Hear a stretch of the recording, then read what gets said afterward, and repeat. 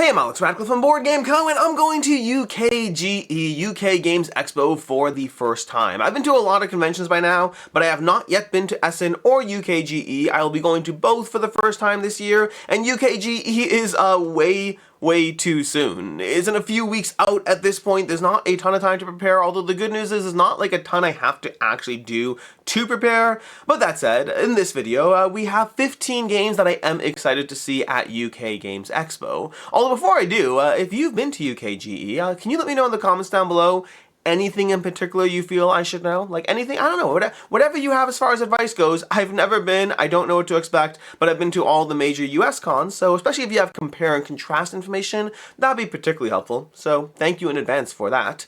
But with that said, what I have done to prepare, at least so far, is I've gone over some of the games I can expect to see at UK Games Expo, and today I'm going to go over the 15 that I am most personally excited to see, although I'll say as well, it's like, I mean, I'm excited to see a bunch of stuff. I am very excited to go. I will say that when compared to these videos that I tend to do for I've done them for Essen, even though I don't go to Essen, I've done them for Gen Con, for Origins, for PAX Unplugged, I will say the UKGE list doesn't seem super, hot right now, although I don't know if that's just a lack of things being shown in advance, or even possibly me not necessarily knowing enough to be excited about something until I'm closer and there. Every convention I go to, there are inevitably games to see that are exciting, but with that said, let's go ahead and take a look. I will say this is mostly put together from the Board Game Geek UKGE Games Expo preview. This is something Board Game Geek in general does for various conventions where they have all the titles listed. There are only 137 titles here right now, which makes me think this isn't being heavily utilized, especially since I was able to find a lot more over on UKGE's new games section directly on their site. So I kind of put it together from a combination of both these sources. Again, I don't fully know exactly how accurate or up to date these lists are. I guess I'll let you know if I do a video after the convention of the 15 games I was most excited to see at UKGE past tense. But with that, going from 15 all the way down to 1, in order from least excited all the way to most excited, and I will say the last 5 are kind of definitely on the lower end, we're going to start off with Ofrenda. Ofrenda is from Osprey Games, and it simulates a Day of the Dead card placement game. It's a game in which you're going to be managing the various placement abilities of who wants to be buried next to who in different ways. Kind of reminds me a little bit of, oh my gosh, what's that Inn game? The Simply Solo Button Shy game, the Lonely Inn, I think the Lonely Inn, kind of has that kind of vibe to it as far as the card placement puzzle as you manage different relatives' dead wishes, or different dead relatives' wishes. Overall, the art itself is not heavily pulling me in. The idea of the game, though, is I do like those kind of balancing and juggling different kind of dynamics, so that's Ofrenda, my number 15. Coming in at number 14, we have Diluvium. I don't have a ton of information on this. Some of these games, by the way, are already out, I should say that. Some of them will not. Some of them are available to demo, some are already out. These are just the things that caught my eye as someone who is sometimes familiar, sometimes less familiar, but intrigued by these games. This is coming to you from Nuts Publishing, who I think are most famous for probably Rogue Dungeon, Mini Rogue Dungeon. But overall, the art looks good. The puzzle, like the general idea of the gameplay looks good. The art looks good. The presentation looks good. As the lead of powerful civilizations, you're exploring and settling the islands available to you with the goal of gaining the most gold possible. Choosing 4 actions: explore, settle, produce, or engage. All coming in at a 15 to 60 minute playtime. Assuming that 15 to 16 minutes is accurate, that can give you a decent amount of gameplay for a very short amount of time. Civilization with the most gold in the reserves is declared the winner as soon as the resource pools are exhausted. Seems intrigued, definitely on the low end as far as how much I know about it.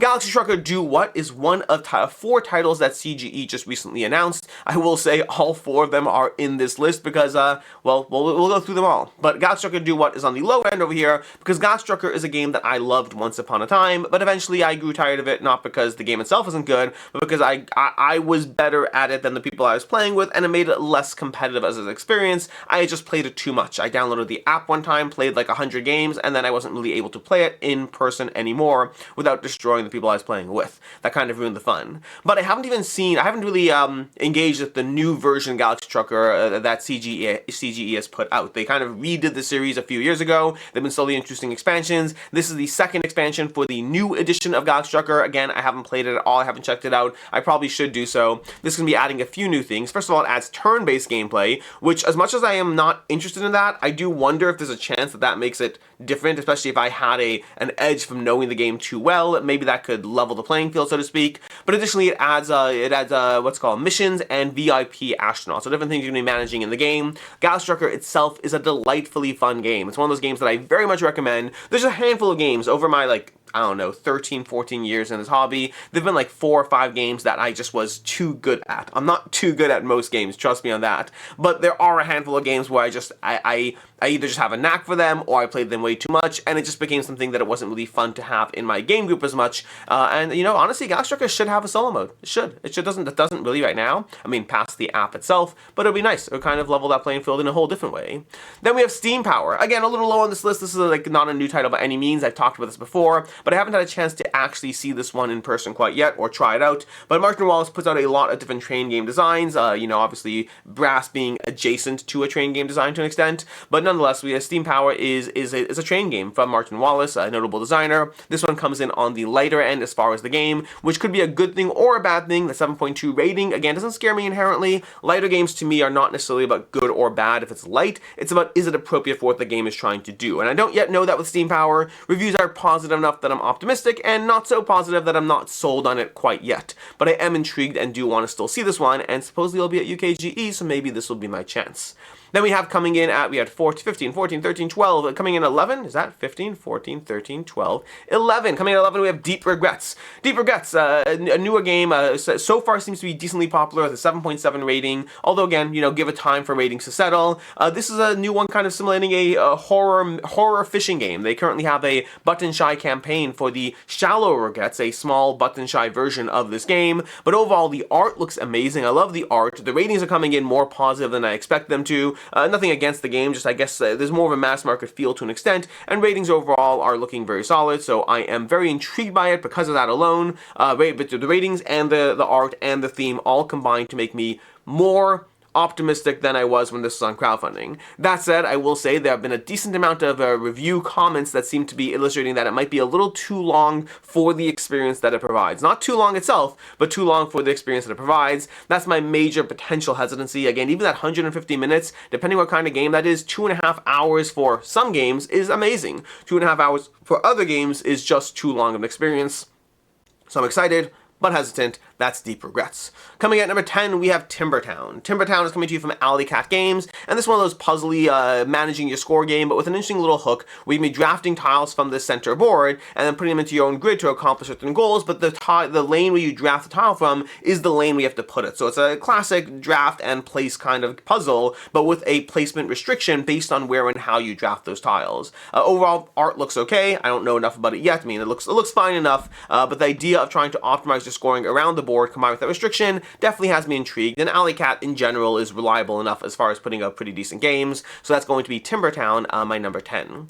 Number 9 is going to be Magic Maze Tower. This again is already out 2024 title, but I loved Magic Maze for a very long time, played through the whole thing, really enjoyed it, and then I tried the various versions. I tried Magic Maze, was it in space? Is that the one? I don't remember the title, but I've tried the different versions of Magic Maze. I have not yet tried Magic Maze Tower. I will say the reason this is lower over here, and they're not amazingly rated games, but I've always had a ton of fun with the silent communication and rapidly placing the red thing in front of each people and be like, as people desperately try to communicate without communicating. The tricky part of Magic Maze Tower is it kind of removes the timer. There's still a speaking limitation, but there's no timer, there's no red thingy, so it's kind of like, I'm curious what the puzzle is if you remove the timing element, and that might make it a game that I still love as another Magic Maze system, or alternatively, maybe it's not for me within the Magic Maze series of games.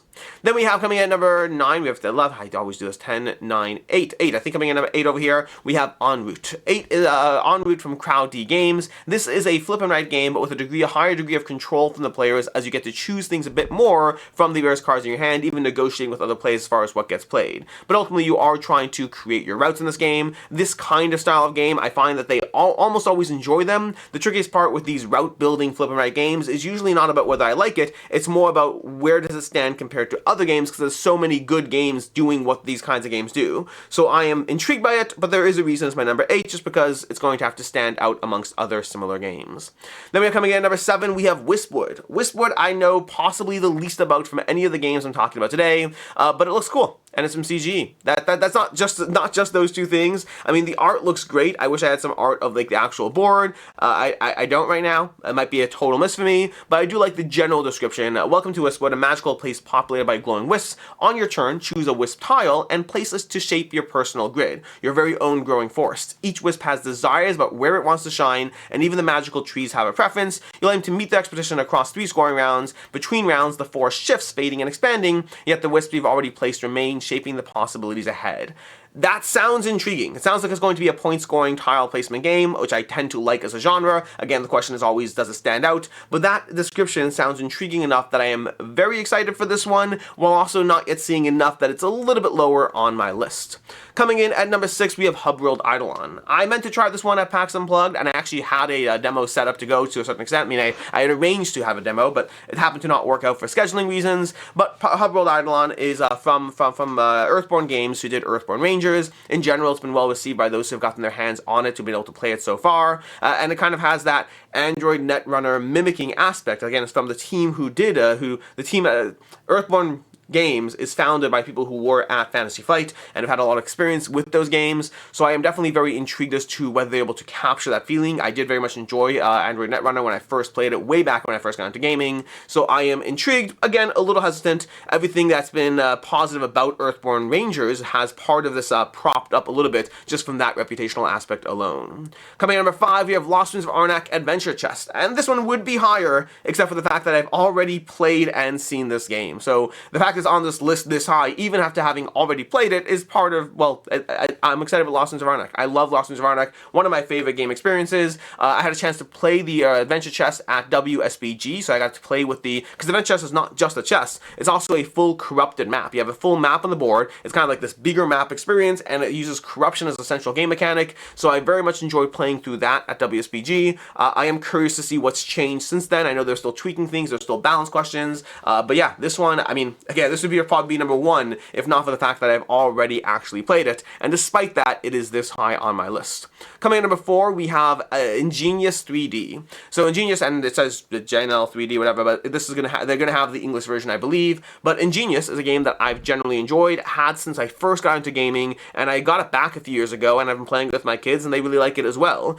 So I'm excited for a 3D version of it that kind of builds upon, pun intended, builds upon what the original Ingenious did by leveling it up to multiple levels. So it's going to take the same gameplay that my kids already know and like, but putting a different spin on it. Very family friendly, very easy to play. Honestly, if you've played Ingenious, nothing here is really kind of hard to understand what the system is. It's Ingenious, where you're trying to score for cascading rows of symbols, trying to optimize your score and balance it across multiple different colors, which is very Knizia of him. It's not designed by Rainer Knizia, obviously, but this time picking it to a 3D element to change up that gameplay. Coming at number 3, we have 6 Sojourns from Red Raven Games. This is built upon 8-Minute Empire. It's built upon the bones of what 8-Minute Empire did, but this time around being a bigger experience and ideally more streamlined, taking into account years of gameplay knowledge. I liked 8-Minute Empire, not enough that it's a game in my collection, but enough so that a re-implemented version of it that gives you a bigger deluxeified experience very much has me intrigued. Especially because for me, I've always said that when you try to make a bigger experience into an epic small experience, sometimes it can work, Button Shy often does a good job with it. Other times I just wish it was a bigger experience. And in the case of 8-Minute Empire, a game that was never truly 8 minutes anyways, I think I'm more here for whatever this version is. Very excited about what this delivers on, because I liked 8-Minute Empire enough that I'm excited for 6 Sojourns from Ryan Lockett and Red Raven Games. Number 2 is going to be The Lord of the Rings Fate of the Fellowship, with a healthy dose of uncertainty as to whether this sticks the landing. But I like Pandemic as a system. I have loved the Pandemic Legacies. I have played a ton of Pandemic. I have played a ton of Pandemic offshoots, and the idea of taking the Lord of the Rings universe and building that together, that has me very interested. Like, as much as I was excited-ish for Star Wars Pandemic, I'm not as much of a Star Wars person in terms of what I personally like and vibe with as I am for Lord of the Rings. So Lord of the Rings combined with Pandemic has me very, very, very excited. But I also recognize that not all pandemics are created equal. Not all pandemics have stuck the landing for me. Some have been amazing. Some have been, just good enough. None of them have been bad, but good enough versus amazing are two very different broad ends of the spectrum. But that said, I am still very excited about The Lord of the Rings Fate of the Fellowship because I can have my hopes ready to be dashed while still being excited for what the game is going to do. So very intrigued. I'm very intrigued by this. I hope it delivers. We'll see. Well, I hope it delivers as far as being a good game, but that's Lord of the Rings: Fate of the Fellowship. And then my number one is going to be SETI Space Agencies. I have really been enjoying playing through SETI recently. I think it's an excellent experience with some caveats. Review might be up before this or might be after that. We'll see. I don't know if this video is going up. I don't know the review's going up, but you'll see a review for it soon enough. But I am very positive on SETI overall. Really happy with the gameplay experience of it, with some caveats primarily around the length of the game, but SETI Space Agency introduces a few different modules to the game, all of which sound incredibly exciting. It adds asymmetric organizations to the game, which sounds very reminiscent of what Leaders did for Arnak, which I loved Arnak, and Leaders made Arnak even better. The idea of adding that kind of concept to SETI with the, cool starting powers, unique abilities, strategic advantages, all that sounds very, very compelling. The next thing that has me very excited is going to be the quick start cards designed for use with organizations to skip the slower opening and dive straight into the action. As someone who loves Terraforming Mars Prelude and what that did to an already great game, again, same kind of conversation. Another thing that makes me very excited. This kind of takes Arnak and Prelude to what I would consider essential expansions and is doing that for SETI, and I think it can benefit from both of those things. It also adds new alien species, 3 new alien species, which is going to be giving you more variety to the gameplay as to which 2 aliens are going to pop up each round. With 5 in the base game and 3 being added, that's a healthy chunk of additional variety. So there's overall, and finally it adds signal tokens, which that, frankly, I'm not as excited about. It might be amazing. From the other things all sound incredibly cool, and like they'll really boost the experience of SETI, versus signal tokens is like, okay, sure, I'll take it. I'm not going to complain. But anyways, those are the 15 games that I am excited to see at UK Games Expo. I'm curious to see what else will be there. I do know that different conventions are better as far as the releases. I know SN and Gen Con tend to do an amazing job of announcing all the titles in advance, so people are very hyped and excited. Versus I will say PAX Unplugged, I often am very excited after going, but seeing what's coming up in advance, a little less so. So I'm hoping UKGE is in that vein. Although I'll say that there are enough titles here already that I'm excited about that, throw in the combination of seeing other things, the presence of being at a fair, I'm not too worried. Like, there's definitely going to be other things, but as it is, I already have a decent foundation of things to go ahead and seek out and try to find out a bit more about and possibly even play. I don't know what's being demoed, but like if SETI Space Agencies is being demoed, I would give up 3 hours of UK Games Expo to sit down and play SETI. I would do that. In any case, and until next time, I'm Alex Radcliffe from Board Game Co. I hope you enjoyed this video, and as always, I hope you have a good one.